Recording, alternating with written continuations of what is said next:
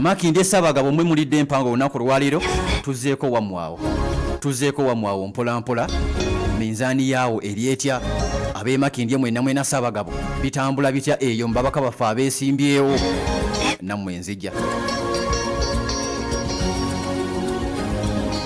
olowooza pulogulaamu ejja kuba tewedde pulogulaamu ejja kuba ewedde mpola mpola kkiriza tutandikira awo ne byesoogeddeeko bingi bingi okulaba nti nkoona keera nga nkutegeeza ne breaking news ezinabazizze mu mbeera yonna jjukira waliwo n'omukulu attiddwa omu ku badde bakola nyukiriya ez'omusajja Omumerika akubiddwa amasasi ate tebagamukubidde bweru wa Amerika bagamukubidde munda mu ggwanga lya Amerika baani abamukubye baani abamusse bamusanzeewa lwaki bamusse tova ku Pal FM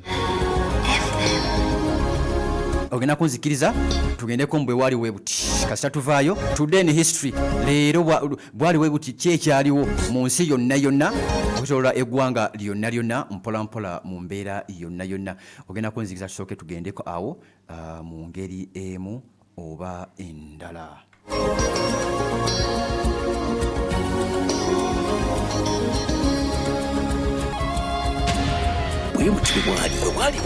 bwebwali bwebuti mu Inside Story ali ku Pal FM ali ku kkula ly'omuntu wa bulijjo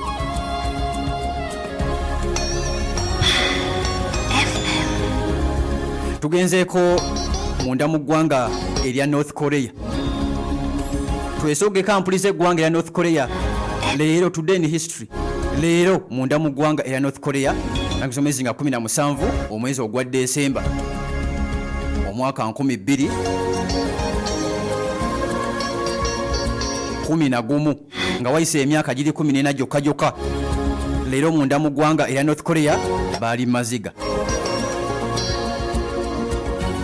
mu maziga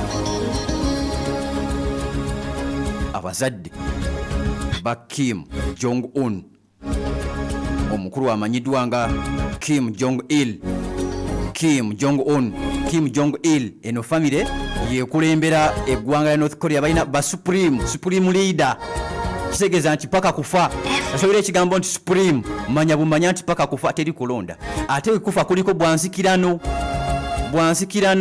mpozi ye ng'akoye n'agamba nze mbikoye kampe muwala wange nze mbikoye kampe mutabani wange tugenza awo munda mu ggwanga lya North Korea ewali eggwanga agamu ku mawanga nga amateeka mangi nnyo nga gwe munnayuganda togasobola yadde ennaku 2-3 kyobulaba nga bagaana n'abalambuzi tebabakkiriza ggwanga lya North Korea bwali we buti nga Kim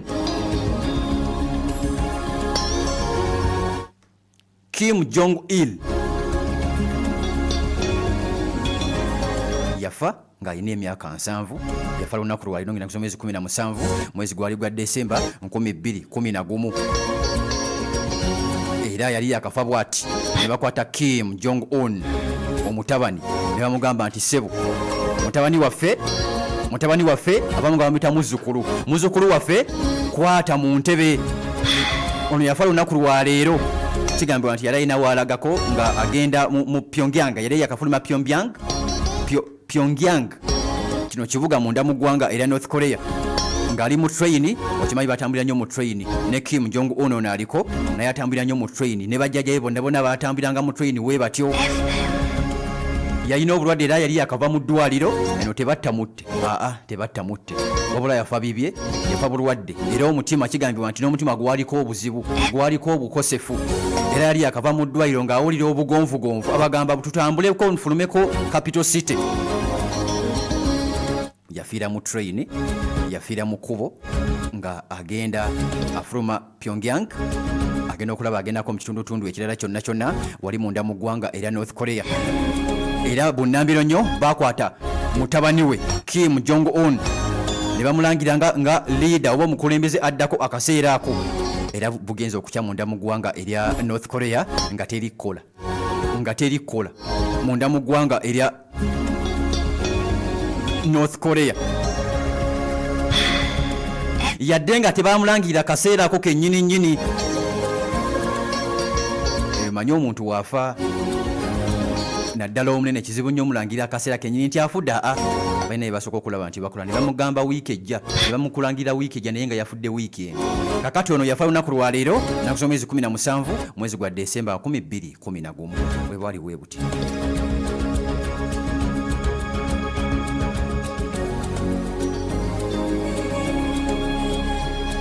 Ali ku Pale FM ali ku kula ly'omuntu wa bulijjo nzikiriza tugendeko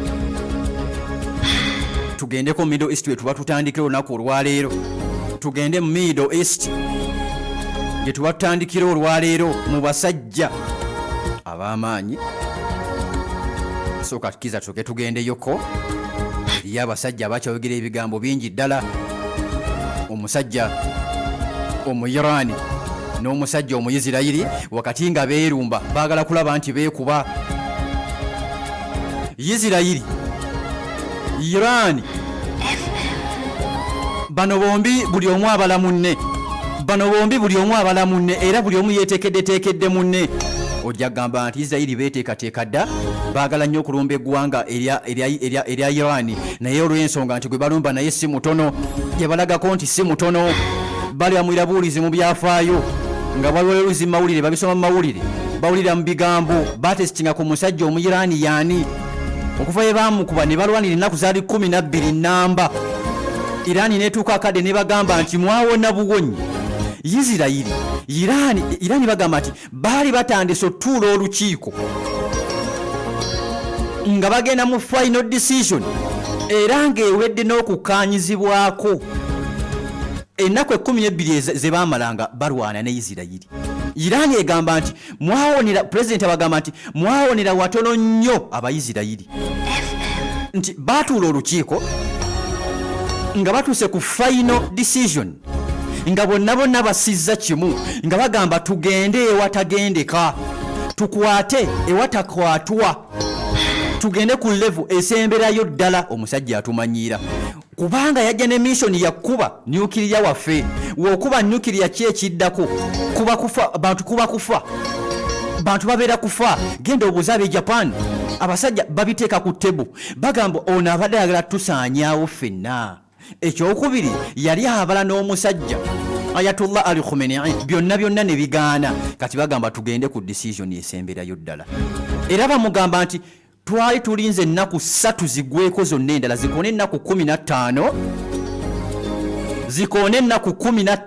ze twali tulinze zigweko mwana wange tukube nuclear nga Irani emayidde okukwata ku nuclear America gwe yali ezza okkuba emukwate emukasuke munda mu ggwanga Isirayiri bamukube oba ensi ekola etya oba etabanguka abafa bafe baali bamalidde ng'ebula ennaku 3 zokka zikoone 15 Irani ekwate ku manduso bino byonna baali tebabimanyi balumba Irani nga bagizalawa nga bawulira mpulire mu mawulire nebalaga kikyeri kyova olaba nga n'essaawa zino tebannaba kulumba Irani singa Irani abadde munafu bandibadde baamulumba dda genda obuze b'amaduro Amerika amazidde okuteekawa emmeeri yataddewo dda abasirikale bagamba nti katugenda mu bikwekweto yeyo ensi gye bayita ensi ezitalina amaanyi Amerika zeetatya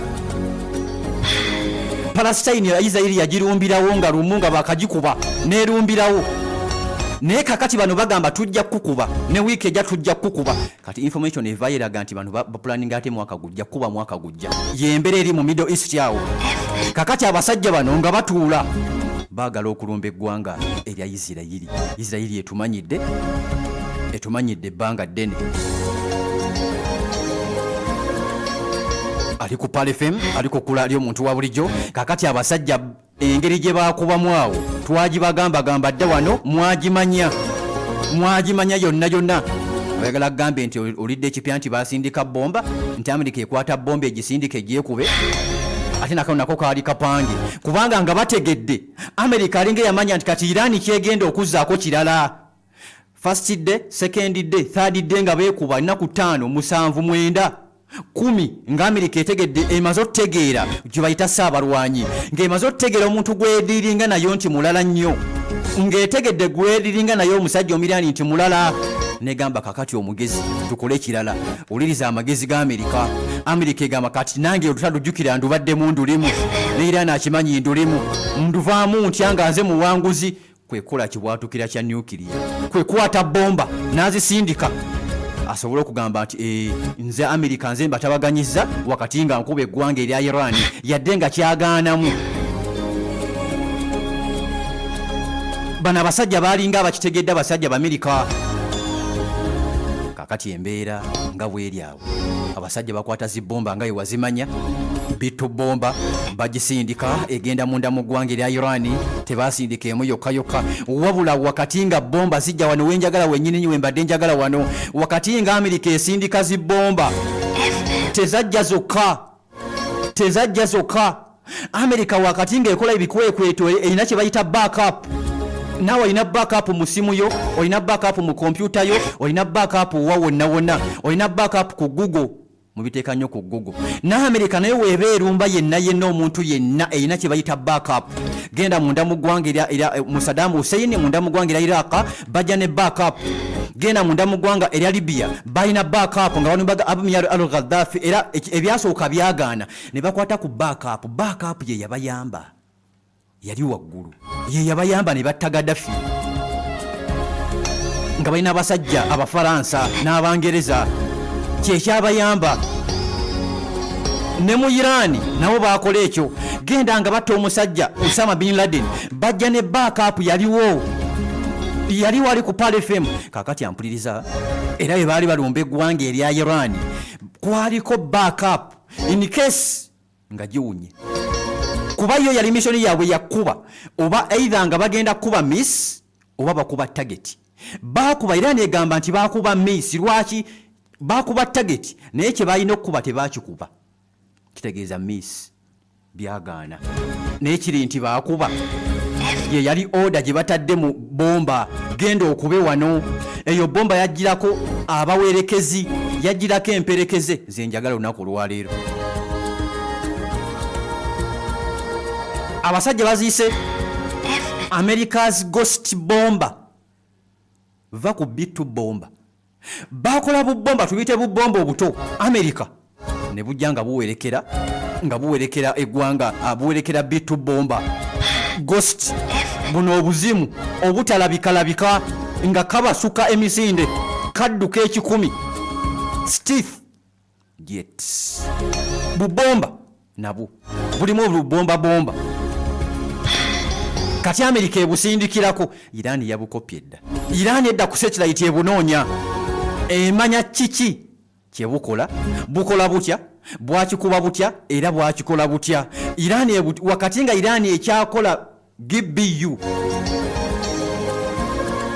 bom gye bali basudde munda mu ggwanga erya Lebanon esaanewo negaana okubaluka. Lebanon negikwata Abaisraeli ne bagikwata ne bagiwa omusajja omu Iran. Kati Iran eri mu kugiweesa, Iran eri mu kugikola. Ne Ghost obunyonyi buno obwa Ghost obwa America obwawerekerako bomba omusajja Iran agamba mbulina mu 5 byonna bindi mu 5 mbirina. Kakati America ogenda kuŋŋamba yoki wakati nga walengedde emyezi 2 emabega Trump yagamba abasajja be kakati mugende mu kolero muddeyo mu makolero namwe mutandika okukola nuclear aliko kitegeeza yabadde alina muntu yabadde alina nuclear mukadde wakati bano ba opponent be nga balina nuclear ataaliko abasajja aba Russia aba Iran aba China aba North Korea n'abalala nga balina nuclear ali updated aliko. Kati America asinyikirako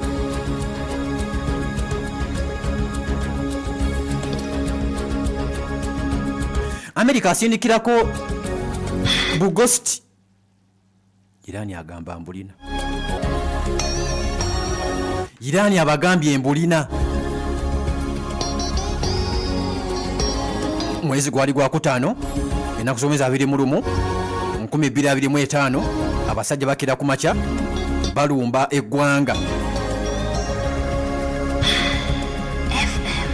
balumba batandika okulumba eggwanga erya Iran. Operation Midnight Hammer. Buno bukwano wa B2 Steve Bombers. Abasajja basindikirako ne submarine zaaliwo.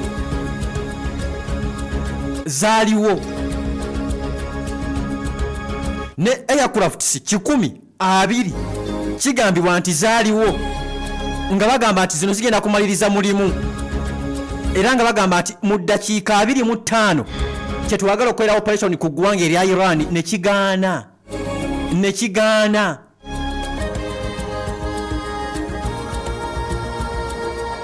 kakati ali ku Pal FM. Satellite eyambako nnyo abasajja aba Iran okukola kino okwetaasa ku kino. Ali ku Pal FM ajiwuliriza. Abasajja aba Iran bagamba nti tubifunye wakati nga Amerika ebadde erwana nnyo ng'egamba basajja baayo temugeza ne muwa Iran ebyokulwanyisa byaffe, temugeza ne mukkiriza Iran okumanya ebyokulwanyisa byaffe bye tulina. Akasajja kagenda kubikopa. Yali akakijja mu kamwa bomu BBU ne bagiwa Iran eri mu kugikola. Kati bu ghost bomba omusajja abulina agamba ndi mu kubukola.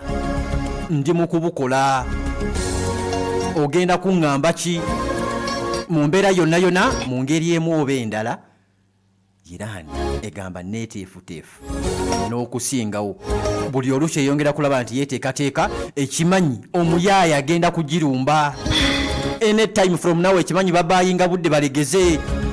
Wabula Iran egamba ffe tuli active, tuli ready, tuli steady, tulindiridde omulabe yenna agezaako okujja okulumba eggwanga erya Iran yajja okutulaba mu mbeera yonna.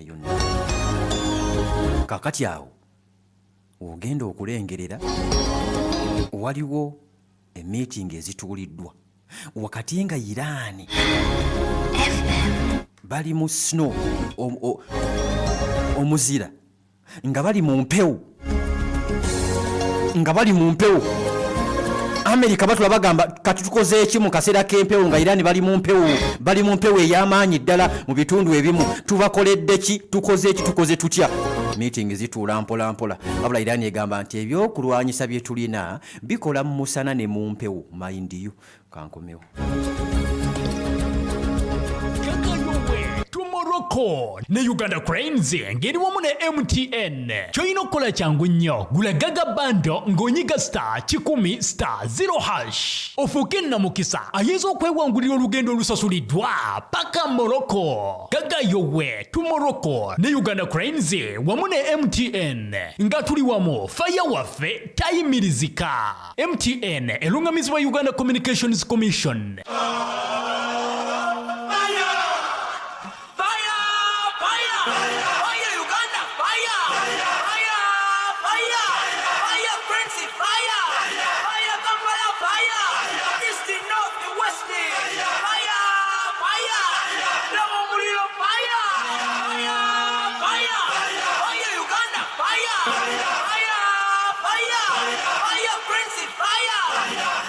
Gaga tusonge Morocco ne Uganda Cranes wamu ne MTN. Gula buguzi bando ya Gaga ng'onyiga *1***# ofuuke nnamukisa asobole okwewangulira olugendo olusasulidde.